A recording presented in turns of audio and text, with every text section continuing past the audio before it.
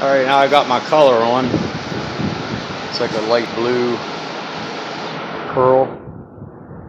Looks like there is some crazy stuff sitting around. Concoctions I've mixed up.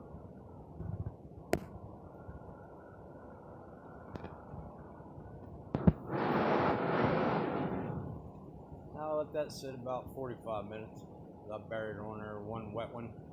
Then let her die back a smidget, and then dust it over a gazillion directions just to get more of an even coat and don't show no spray pattern or anything.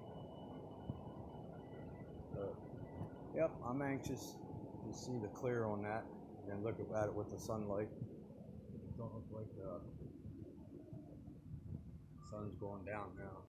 I won't get it out in the sunlight, but I'll just put my light on it, check it out once she's cleared. So that's the color she's gonna be. I think it's a little lighter than like the. Wasn't trying to duplicate the Chevelle color, but I think it's a little lighter. I didn't have that white curly look in it. There was some whites that I added to the blues to lighten it to that dark blue in the can that had pearl white. So how much was in it? I think it was Nissan or something crap, I don't know. But it had a ton of pearl in it, so I thought this would look better than any other 1912 golf cart once it's all done. I think this one's getting the Hemi in it. I think so.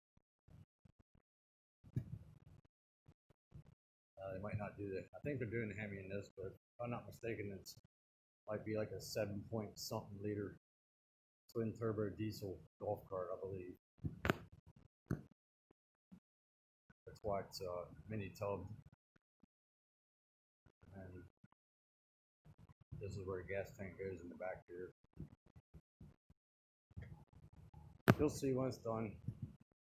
All-wheel drive, 1912, I think it was. That's behind that sticker, tells you the date. Yeah.